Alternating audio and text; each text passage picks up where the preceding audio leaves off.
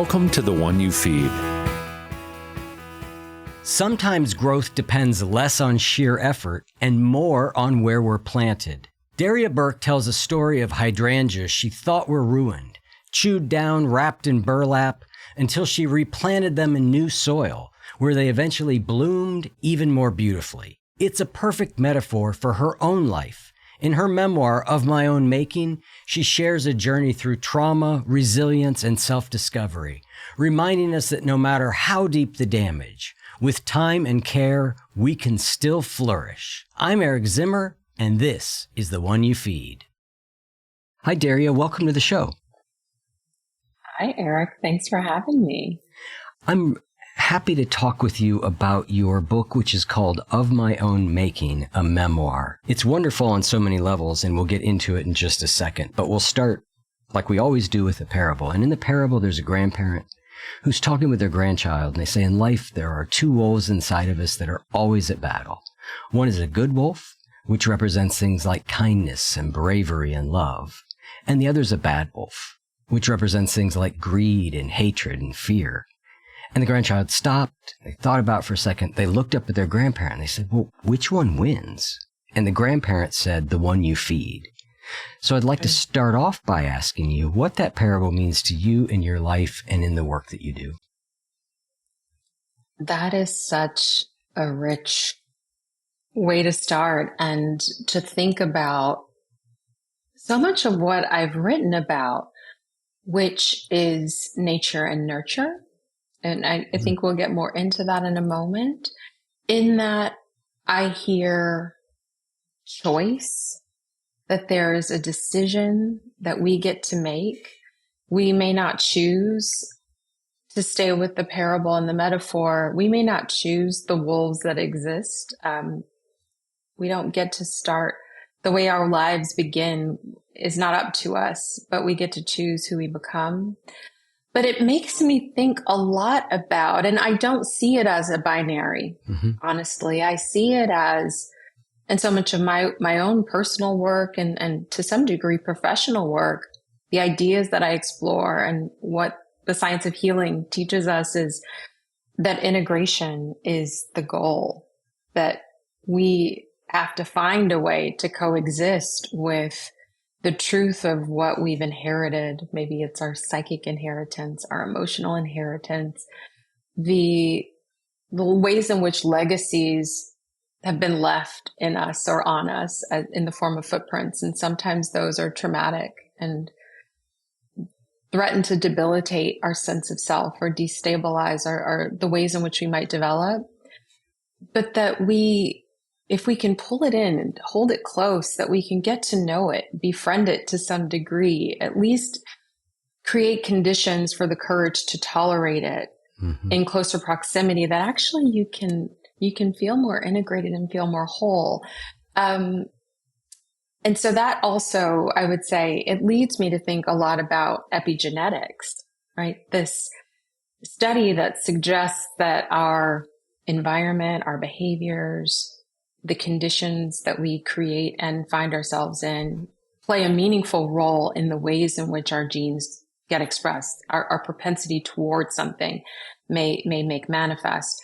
But all of that is rooted in choice. And so I love the way that it ends, even though I don't see it as a binary. I think of it very much in the integration, but that it's a choice to do so.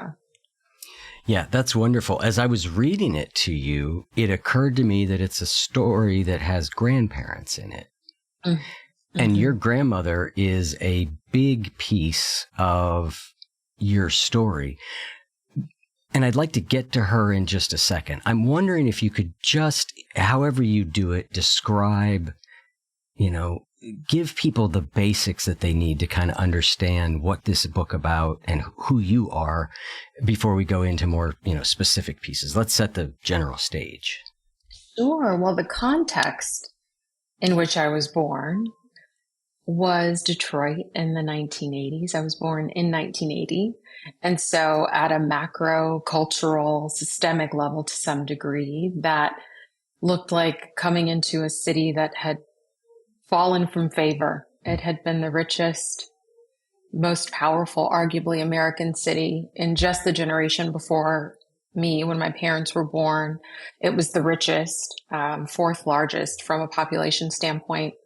And by the time I arrived, it was at threat of bankruptcy and had begun, had sort of collapsed under industrial conditions that it moved a lot of automotive manufacturing out of Detroit, but also the blast radius of the poverty that existed when those jobs left. And we saw heroin and crack really ravage a lot of the neighborhoods in the city. So that was the greater context in which I was born. And the specific context with my family, I was born to parents who struggled with addiction. I've since learned, since writing the book, actually, particularly with my mother, that her addiction began before I was born and continued to plague our family and really be the leading sort of factor for what my early experiences were like as a child. They were young when they got married, 18 and 21, and I was born 3 years after that. And so much of the book, and I should add, in deep poverty, I grew up. My parents split up when I was 2 years old. And so my front row seat to my mother's addiction, I had greater proximity to that, although my father struggled with heroin. It really sets the stage for a lot of early years that were conditioned by loss. And my grandmother, who you alluded to, I think to an extent that I can't even fully articulate because I was 7 when she passed away, was the scaffolding that upheld some semblance of normalcy. She kept a roof over our heads. We actually lived in a home that she owned. My mother didn't work. And so my grandmother was the financial, the emotional, the spiritual, the structural support of our family. But it was a really tumultuous upbringing, and one that I think caused a lot of trauma. I didn't use the word abuse really until I started to write the book. It was very hard for me to use that word for some reason, for many reasons. But it was deeply, a lot of neglect and abuse took place, particularly after she passed away. Yeah. You talk in the book about something called the ACE test, Adverse Childhood Experience Test. Yes. And it's enough to say for right now, you scored very high on it, right? You were a 9 out of a 10, which means you were dealing with a lot. And coming out of that, you became very successful. And part of what I'd like to explore with you, and I think the book explores a lot, is it seems like you had to do 2 contradictory things throughout your whole life. One was you had to completely ignore where you came from, the messages that put in you, the messages your mom put in you. You had to be like, just no, this is a different world that I'm going to create, and I'm going to just laser focus on it. And eventually, you also had to integrate, to use the word that you just used a minute ago, these old wounds had to be dealt with. And I just, as the book goes on, I was sort of noticing again and again how you, even once it became time to sort of start healing the trauma, there was still that first part of you that was the coping mechanism that was also still really valuable. And I think sometimes we can get mired in trauma work, right? Where just everything is about that. Or we can get mired in just shut it all out and work mode. And I think you eventually found a place where you did both. Dissociation is sort of this extreme flight response. And as a child, it absolutely helped create that laser focus. It allowed me to sort of float above those circumstances and detach from them enough to be able to imagine something else, Mm-hmm. something different, that I didn't get so lost and swept up in it that I couldn't function. And it kept me detached from myself as I got older, and I could appreciate the ways in which I was so deeply disconnected from feeling all of those things. And so it is, I'm constantly, even to this day, I think healing is very much a practice, and I'm always interrogating the ways in which I'm being able to disconnect from something, have perspective, therefore I can have a different relationship with the emotions that are arising from it. And it feels that it can function in a healthy way. Mm-hmm. Now, however, it was definitely, I think, in the ways that triggers were disruptive, the ways in which I could get sort of knocked off my star or off balance and be disoriented by things that were resonant with or rhymed with my childhood. Mm-hmm. And I couldn't figure out why those things were happening. And it was because, oh, well, you haven't dealt with them. You haven't allowed yourself to feel them. You haven't created space and the conditions for that interrogation to happen, and to do it knowing that you're safe. And so it is this really interesting sort of thing. I describe it in the book as a warm blanket with a glass of wine by the fire, because there's comfort in that, and there's strength and power in that. But there's also, I think we all have to know our own limits and emotional boundaries for when we're hiding from ourselves, when we're so deeply disconnected from ourselves that we can't move forward. Yeah, I interviewed a therapist yesterday, and he had a term that I had not heard this exact phrase before, adaptive avoidance. Mm. Right? That avoidance sometimes is a very adaptive trait. Right? Yes. There are times where that is the right approach. That is so good. And, as we know, anything you do too much of becomes a problem. That avoidance can then become maladaptive. And I actually think what I've seen just for, a decade kind of talking to people about all this is that people can go a long way on that, like, fuel of getting away from where they were. Yes. And the ambition that can drive. They can go a long way on that. And then sometime, 30s or 40s, it starts to break down. Mm-hmm. It's like that worked, and now it no longer does. And I think about it, I, like your parents, I'm an addict. I was a heroin, addict. It got sober at 24. There was a period of time where my use was sort of adaptive, meaning it solved all sorts of problems in me that I had not had the resources to solve. And then, right, it became extraordinarily maladaptive over time.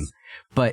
But I was just struck by reading your book how the balance of that with you has been really interesting. Thank you. It is, we all find ways to quiet the noise in our minds.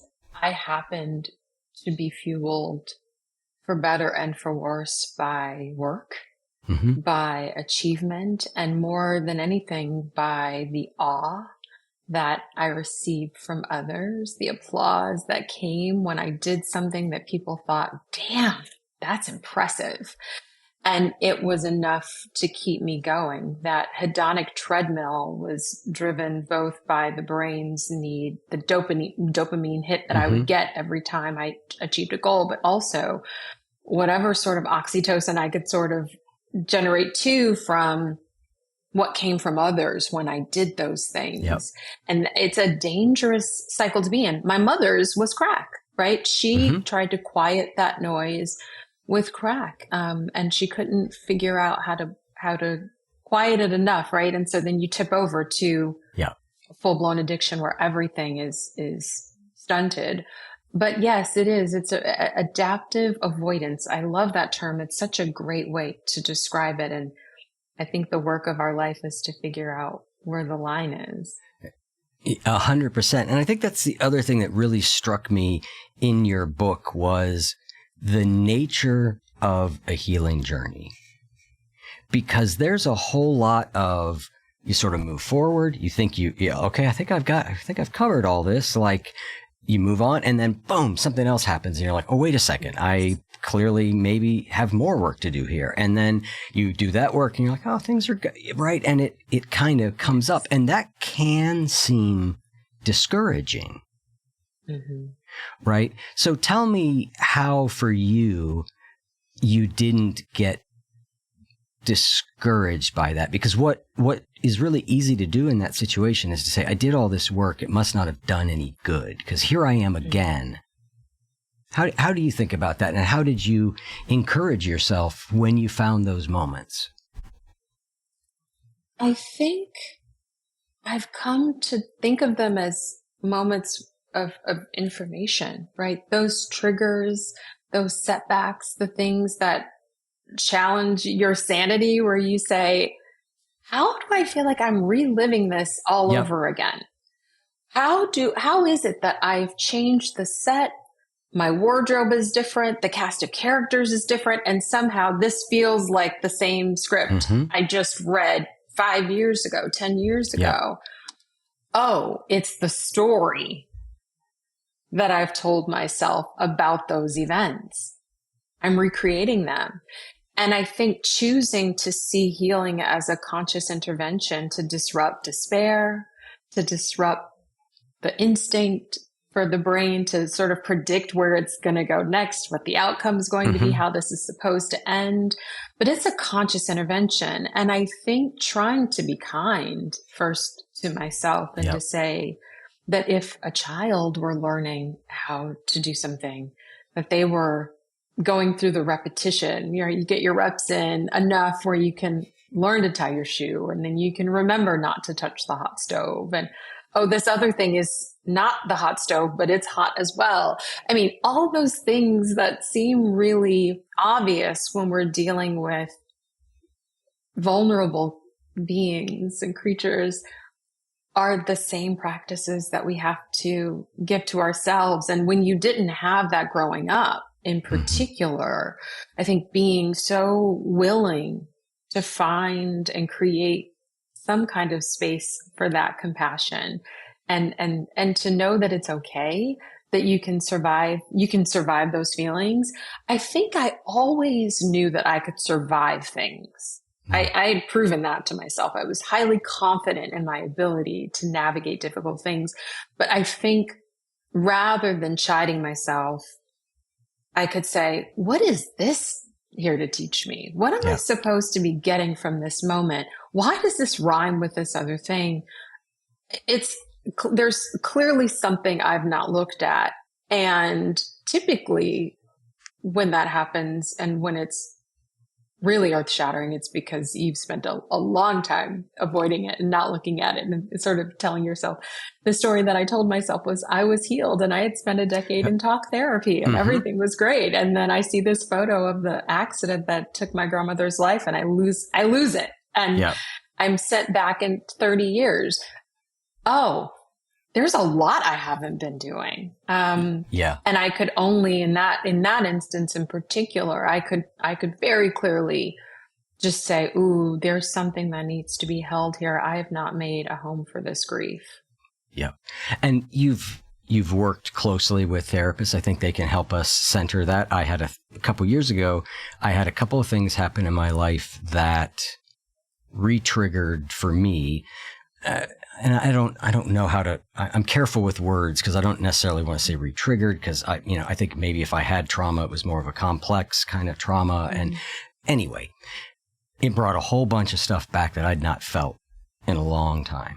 And I was a little freaked out, and I was a little discouraged because I thought, but I've done all this work. Yeah. I've done all of this work. And my therapist put it in a way that I thought was really helpful. He said, what your work has done is it has allowed you to be able to deal with that stuff in more and more and more and more situations. That's right. And put under sufficient stress, that will come back. It's there. It's not going away. right? You're not going to just unearth it and throw it out. It's there. And to your point about how there's an integration, right? His point was it just doesn't get triggered for you 98% of the time now. And that's a huge accomplishment. And there are going to be times, and this was one of those times, and the way it was just custom built to do it, right? It just was the right exact button. But that really helped me think about what the work of healing often is in many, and I think you may have had, I might be mixing this up, but the idea that I get from your work, and I don't know if you said it explicitly, is we become bigger and bigger around the thing that's the problem. It's not that it's gone. Yes. It's not that we erase it. You were talking to Elena Brower and talked about like footsteps in cement, right? It's not that that engraven in the cement is going to go away. It's just that there's so much more space around it. That's right. Gosh, you've said so much, right? Judith Herman talks about healing and trauma in that way, that it's not an exorcism. You don't get to just exorcise it and it's gone.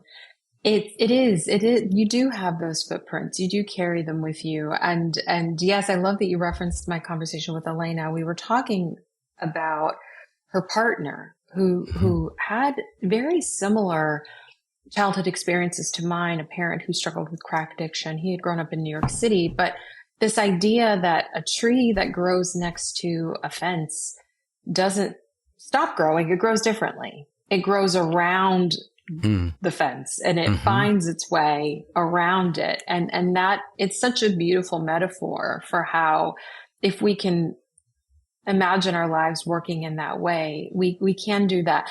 Eric, I do Soul Cycle, and I'm sure some of your listeners will be familiar with this idea, but there's a part in the ride where you're holding weights and you pick up weights, and you're doing weights like a song worth of lifting, essentially, right? A couple minutes. And, they'll inevitably have you hold the weights out away from your body. Just hold it. Maybe you pulse, but you just hold it. You're like, God, these 3-pound weights are really, really heavy. I'm now feeling it in my shoulders and my elbows, and even maybe in my lower back a little bit. And the moment that you get to pull it closer, the moment that you get to release and come back and bring those weights in, you're like, gosh, I can hold them differently now. Totally. Yeah. That's a great example. I can move differently with them now, right? That's what it looks like. And so the triggers change. They're not the same as the ones before, and the stimuli will change. And hopefully healing is that your relationship with what comes up starts to change. Not that it goes away. Right. There's one other metaphor that I find helpful with this, which is the idea of a spiral staircase. And if you think of a spiral staircase, imagine there's like pictures hanging on the wall. You keep coming around and seeing that picture again. The picture doesn't go away, but each time you're seeing it from a slightly higher level. And I often think that's how this process works too. It's not that, your mom just keeps reappearing, right? It's not that that's not going to happen, but when she does, you are at a different place than you were before. You're higher up that spiral. So you are able to engage with her. And I don't even mean with her personally. I mean the idea of her differently.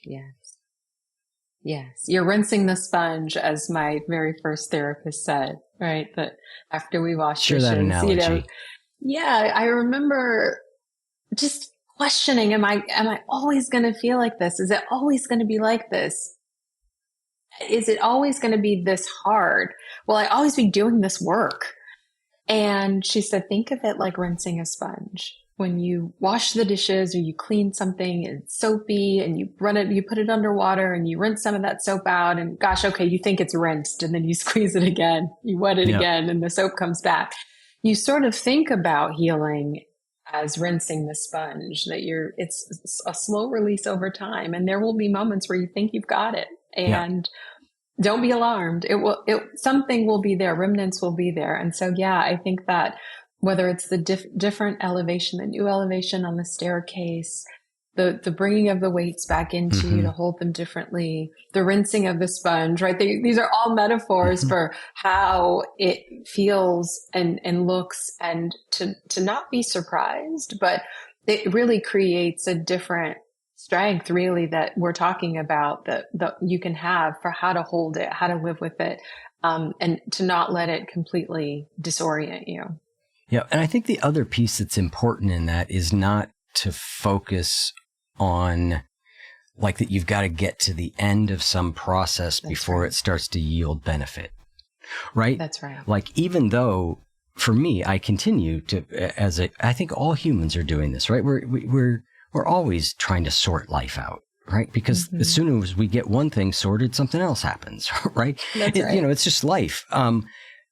But there's this idea that we're going to get somewhere and then suddenly it's all going to be fine. And I think that is an illusion. But I also think if we look at it healing that way, we're not cognizant of the very real benefits that are occurring as we go. Now, sometimes in those moments, as you're working on it, it doesn't feel like a benefit in that moment.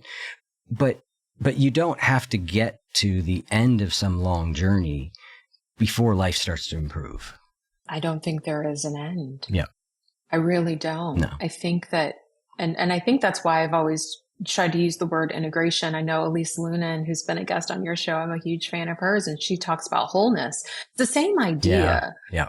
It's all the same idea. It's like, can I be whole with all of the holes that have been left in me? Can I find a way to feel complete? So much of this book I've described as a reassembly of all of these selves that I had sort of shed along this journey of survival, feeling like this part of me was too innocent to move forward in the journey. This part of me doesn't belong here because her narrative doesn't fit the environment that I'm in, right? All of these selves that I had to let go of, and to see this as a knitting together, a reassembly, a re-membering, right? Of all of these parts of myself, and saying they all have a room somewhere in the house that is me. They don't have the same amount of space, but they all live here, and that's okay. That's okay. They all belong here.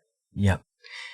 You share in the book about how you did 10 years of talk therapy and then still ended up had a place where you realized that you needed to go sort of deeper into the experience, the felt sense, the emotion.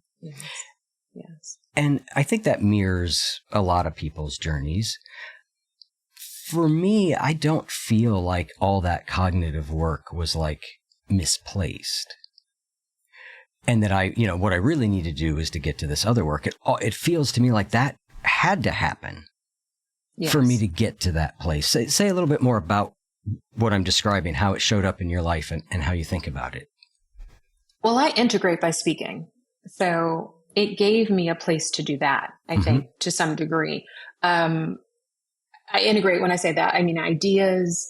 I can start to piece things together in a way that I say, oh, that makes sense to me now. I've heard myself articulate in a way that once it was out of my mind and sort of it got some air, it could land in a way that I could make sense of it in a different way, right? And to your point, we are seekers and we are meaning makers, and there will always be things that will push us to do that kind of work. And talk therapy allowed me to do that. I think, first of all, it allowed me to just surface everything that I'd swallowed and pretended didn't exist. And so I went into therapy at 26 thinking that I was troubleshooting a very specific acute problem of how do I tell my classmates when I graduate from business school that no one in my family will be there.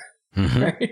Yep. That was my impetus for going to therapy. It wasn't, oh, hi, I'm 26 years old. I've spent my entire life traumatized by my drug addicted, abusive, neglectful parents. And I need help parsing that because, I'm an MBA student at NYU and I'm about to go launch this beauty career. Not at all. So when I went into therapy, it was with that one intention, and what that experience allowed me to do for the very first time in my life was say it out loud and then start to say, oh gosh, that did happen. And, for better and for worse, the more you remember, the more you remember.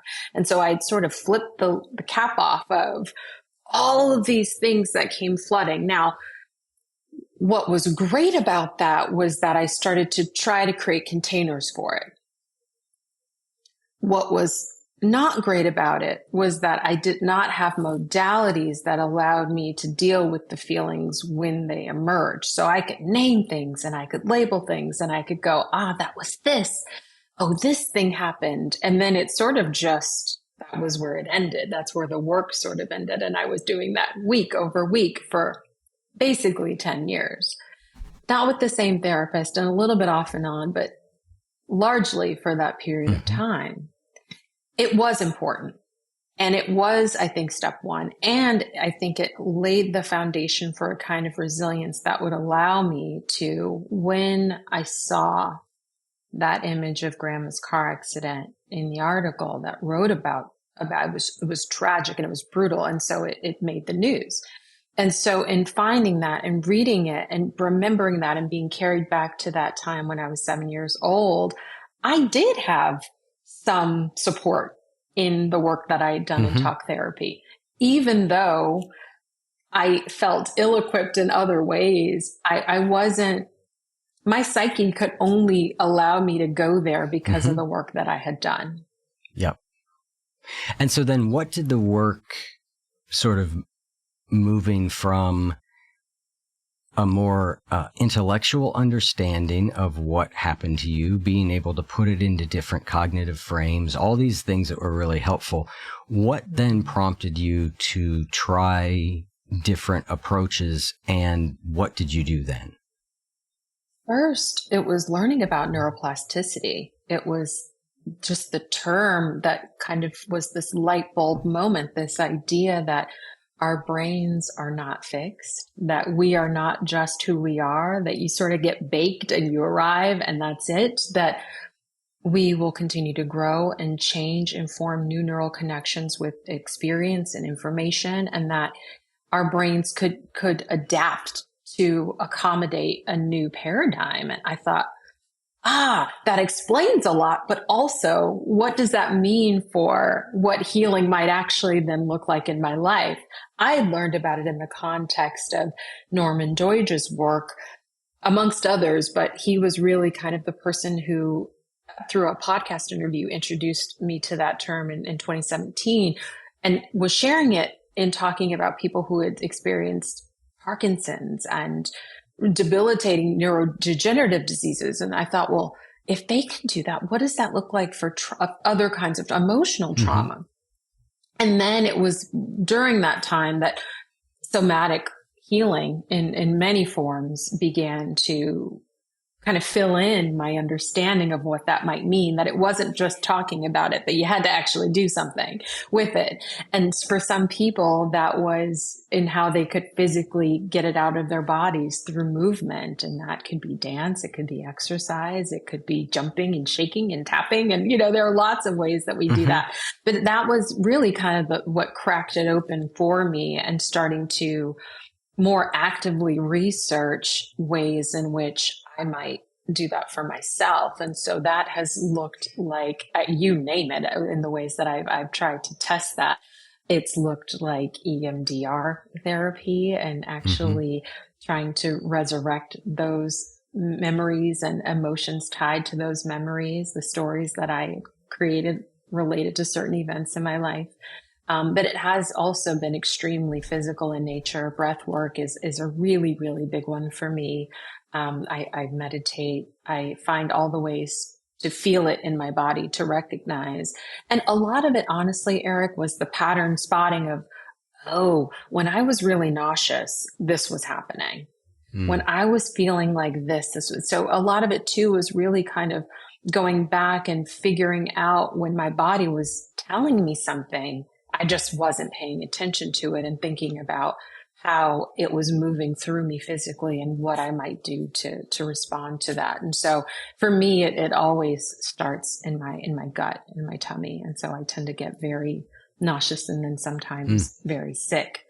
And so just that awareness that it was not just my mind that needed to do some work, that I needed to figure out how it was showing up physically in myself.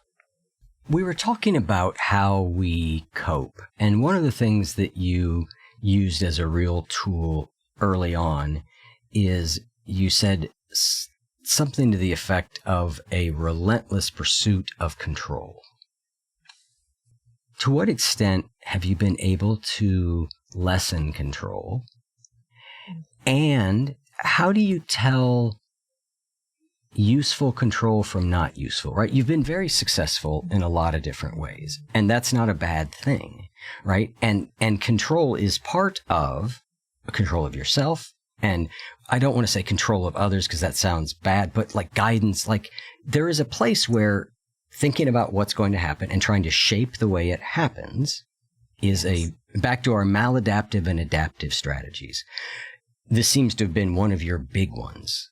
So I'm curious, how have you lessened and how do you tell when you are sort of in, all right, I'm in a maladaptive control mode versus I'm just doing what needs to get done here to move this thing forward? Sure. It looks like hypervigilance for me. When I feel like I have to be hypervigilant around the environment or what I say or how something is presented, or that I am over architecting and solving for circumstances that, first of all, aren't my business, that I don't need to be managing, or that I actually have no real influence over, that's when I know that it is not serving me well. And when my thoughts are consumed with trying to manufacture something that is just either, I don't want to say not there, but that doesn't need that level of attention from me. That is not my work to do. And I find myself often, actually, one of the questions that I sort of ask of myself, and I suppose to the universe, to God, is this mine to do? And that shows up for me, that question, a lot, whether it's an idea that I'm noodling on or in real time, some problem that needs to get solved. And I'm like, is this mine to do? And it allows me to just take a minute and say, okay, who's showing up in this moment? Because it could be this protective part of yourself that feels like if you have all the knowledge that you can gather, that information is control, right? That if you know everything, then you can ward off whatever threat you're trying to anticipate. Or if it's just, am I trying to create a set of conditions that I will never fully be able to, I'm not singularly responsible for these conditions. I think that's typically how it shows up for me. And so that awareness is step one, for sure. I think that's the step one for any kind of change, any kind of evolution. I think the second thing typically is that question of, is this mine to do? And what do I do with what comes up for me in that moment, right? Sometimes it's the reframe. You're safe. You're fine. There's nothing for you to do. Be there. Be present. Lots of things can inspire what I call a psychic surrender, right? Which is just the take your hands off the steering wheel because this is not mine. And I say that without any sort of religious context, but this deep faith in knowing that I'm held and that I have the tools that I need to actually handle something if it comes up, but this isn't something to manage right now. And knowing the difference. But I think that interrogation and slowing down and not operating from this place that feels, we like to call it instinct.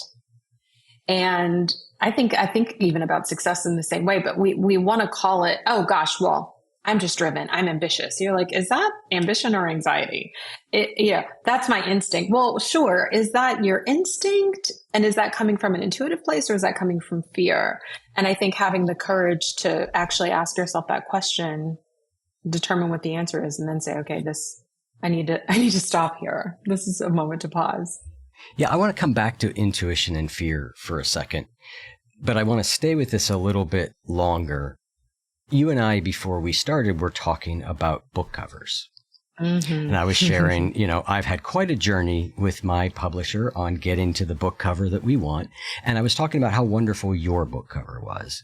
And it sounds like we had a very similar sort of journey. Like you exercised a certain amount of control or will to get the book cover right. And what I always think is interesting is in something like that, how do we know when we've done what's the right thing to do for the situation, or when have I tipped over? And for me, that's kind of how I think about it.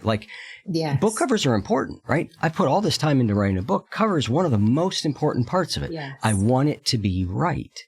Yes. And there's a place at which point I need to set it down and put it back into a bigger global context. And I'm curious how, for those things where you kind of have to do it to a certain degree, I think it's easier when we're like, that's just not mine at all.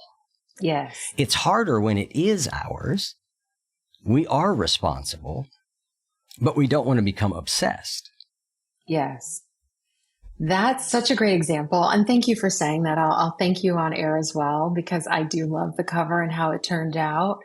And I don't feel like I needed to control that situation so much as I was demonstrating my own agency in that part of the process. Yeah. And having the vision that I had for the book, this is a very deeply personal story that I'm sharing, and having the clarity to bring forward how my story would exist in the title, in the cover, and in the text. Those things were all mine to do, and they were things that to some degree were co-creative. Yeah. I think where I try to hold the line is when I felt fully out of alignment in trying to get to a good place. So as long as I was in a good place, even if that meant another round, right? Yep. Another round. Yep. But when I found myself losing my shit, where I was like, oh my God, I'm going to lose it.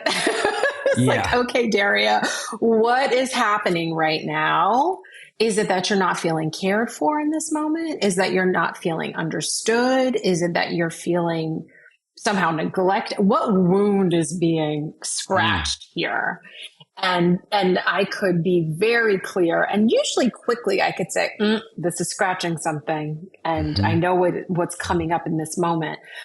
And also I think I could rely on my professional experience as a career marketer. I have great taste. I have a great eye. I know the vision. And I knew that we had a shared vision too. So I could also come back to the good intentions that we all had, and to say, I know I'm pushing for something that right now we're not all aligned with.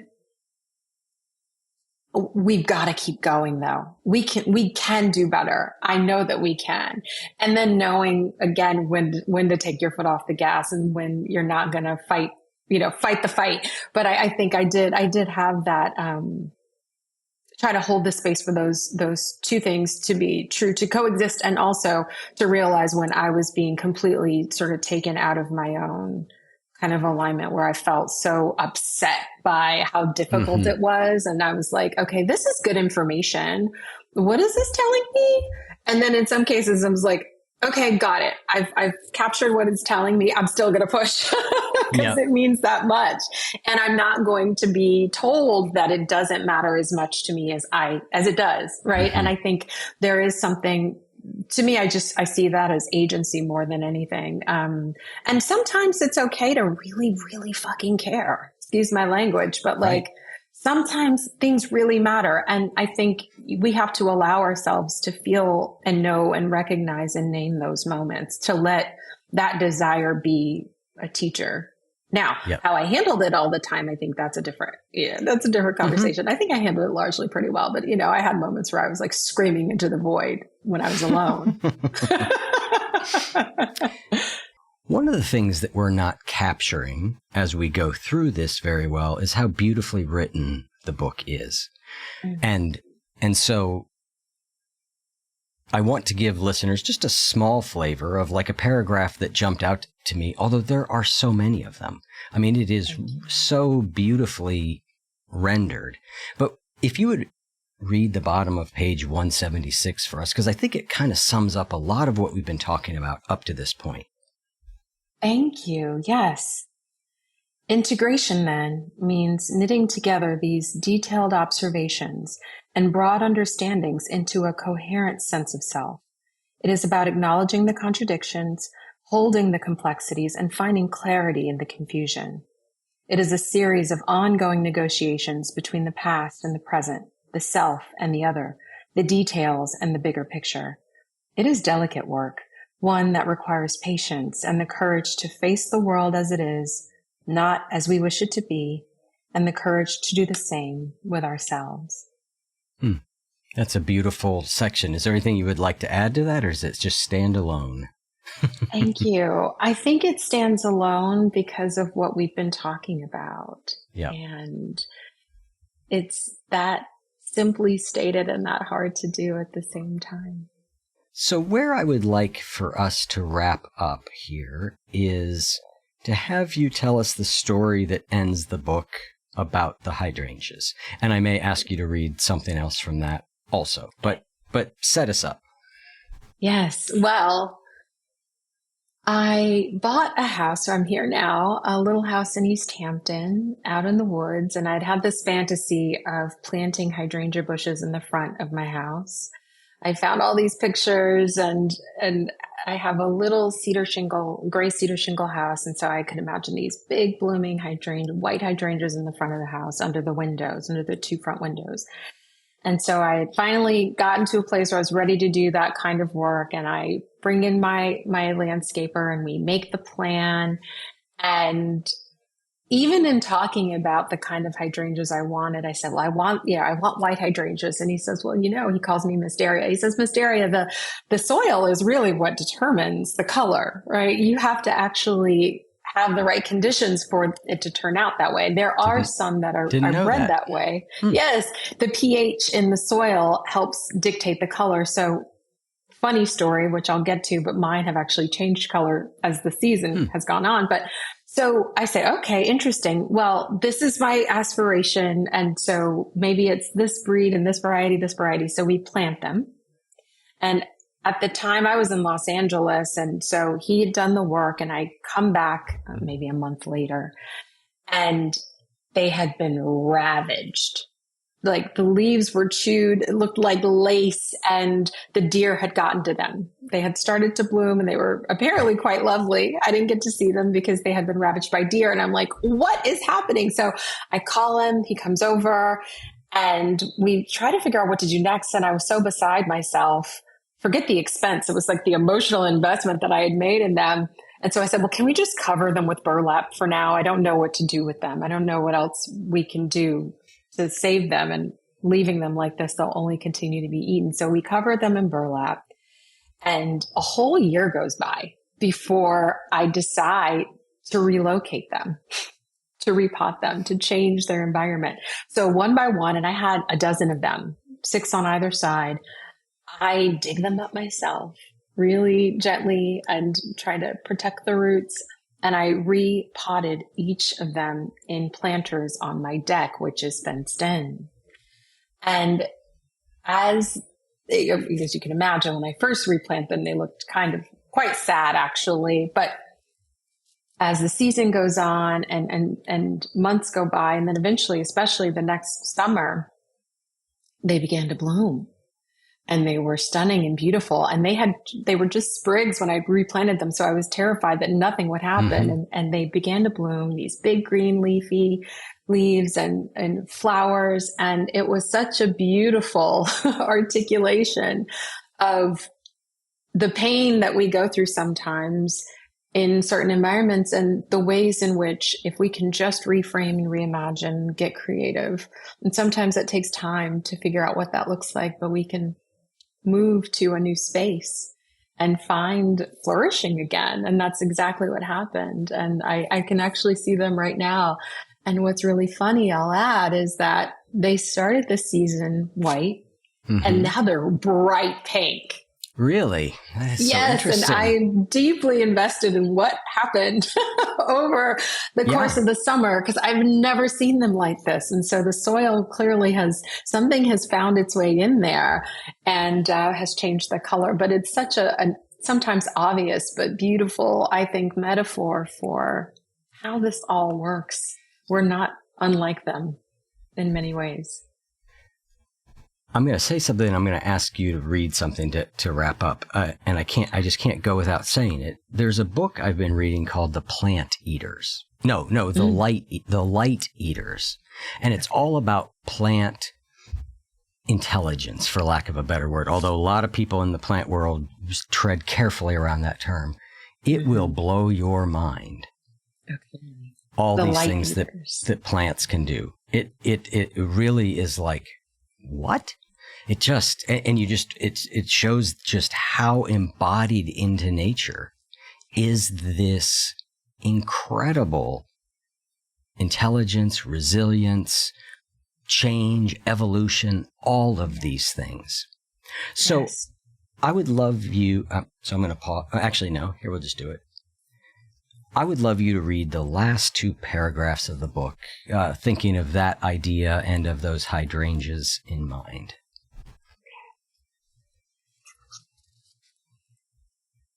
They stood there, lush and quiet, their fullness a far cry from the brittle beginnings of the year before. And there, amid the green, the first white blooms unfurled, delicate and resilient. Proof that life could return even after what felt like a devastating ending. We carry that same power in us to rise again, to transform, to flourish against all odds, to stretch toward the light even after being buried. We can still grow. Still, we become. And in those quiet moments when new life finally breaks through, we remember that we were always meant to be. That's so lovely. Thank you so much for joining us on the show. This has been wonderful. The pleasure has been mine. Thank you so much.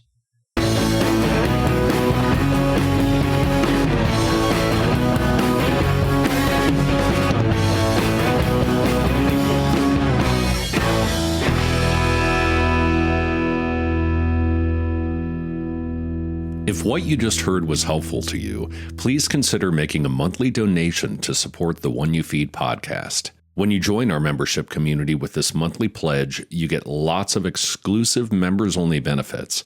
It's our way of saying thank you for your support. Now, we are so grateful for the members of our community. We wouldn't be able to do what we do without their support, and we don't take a single dollar for granted.